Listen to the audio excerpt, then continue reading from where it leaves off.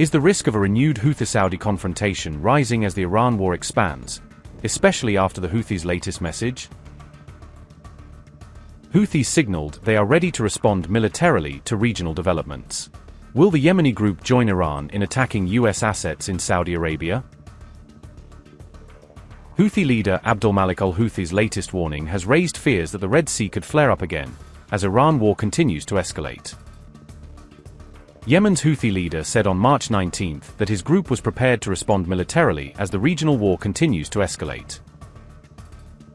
Abdul-Malik al-Houthi said his movement was prepared to respond militarily to developments in the region amid escalating tension, while adding that all military options remained on the table. Al-Houthi made those remarks in a video statement released late Thursday by Yemen's SABA news agency.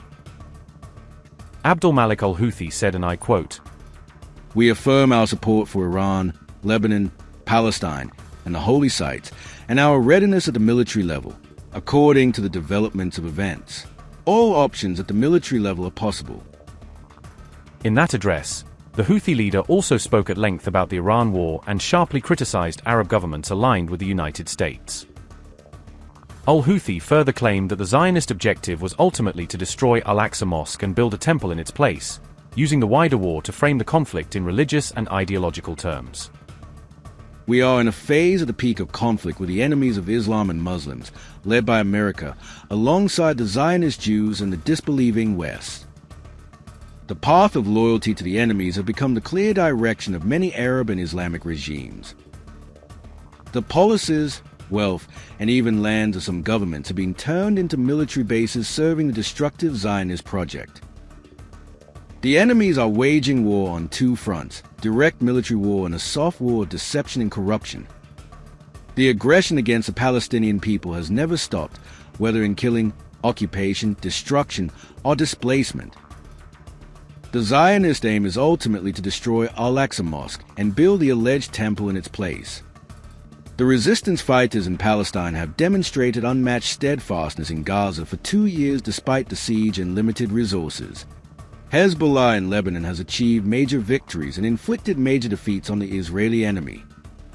The Islamic Republic of Iran has provided a model in supporting the resistance and maintaining independence from American and Israeli control. The American-Israeli aggression against Iran comes because it is seen as the greatest obstacle to their plans in the region. Arab and Islamic countries have enabled this aggression by opening their bases, airspace, and providing support in multiple forms. The Iranian response is legitimate self-defense and deserves recognition and support. It is not permissible for Iran to remain restrained while its leaders and people are being killed.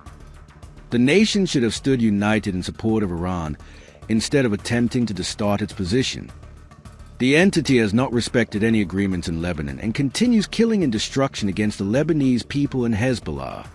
The responsibility of the nations is to stand together in support, not to remain passive or complicit. The Houthis' signal of military readiness is likely to alarm Saudi Arabia, which is already facing Iranian missile and drone attacks and now risks another hostile front to its south. This matters because the Houthis and the Saudi-backed Yemeni government were previously locked in a long and destructive conflict, making any renewed escalation highly sensitive for Riyadh. If the Houthis enter the Iran war more directly, that could mean renewed attacks on shipping routes in the Red Sea, one of the world's most critical maritime corridors. That threat is especially serious because Red Sea trade was already heavily disrupted during the Gaza war, when Houthi attacks forced shipping companies to reroute vessels. The United States also directly confronted Houthi threats in Yemen during the Israel-Hamas war, making Washington a likely participant again if Red Sea attacks resume. Any renewed disruption in the Red Sea would only deepen the shipping crisis already worsened by instability around the Strait of Hormuz. Meanwhile, Saudi Arabia has hinted at a direct response to the latest Iranian drone and missile attacks, signaling that Riyadh may be moving closer to open confrontation. Middle East Eye reported on March 20 that Saudi Arabia has given the United States wider access to additional military bases. According to that report, Saudi Arabia has agreed to open King Fahd Air Base in Taif, in western Saudi Arabia, for expanded US use. Riyadh has also said it has not ruled out military action in response to Iranian attacks, according to remarks by Saudi Foreign Minister Prince Faisal bin Farhan. Prince Faisal said Iran is trying to pressure its neighbors through attacks, accusing Tehran of threatening regional security rather than pursuing stability.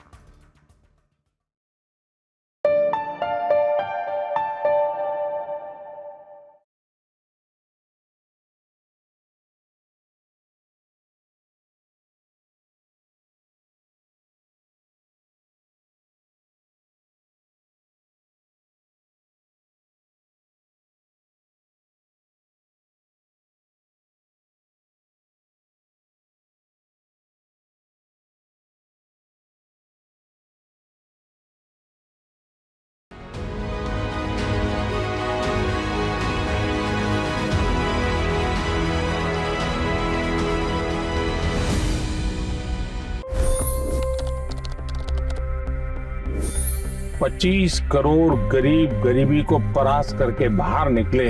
For the good of our nation, let's work together and let's truly make America great again. The fastest news breaks. Requested PM saying that look, you will have to speak to Putin and to Zelensky. The biggest news makers. The relationship with India is probably the most important bilateral relationship the U.S. will have for the rest of this century. The capital delivered quite an election result today. Expert analysis. The million-dollar question today is how to stop this dance of death. Ground reports. I'm standing at the crossroad of the Kumbh Mela. Behind me are more than 100 entry guards.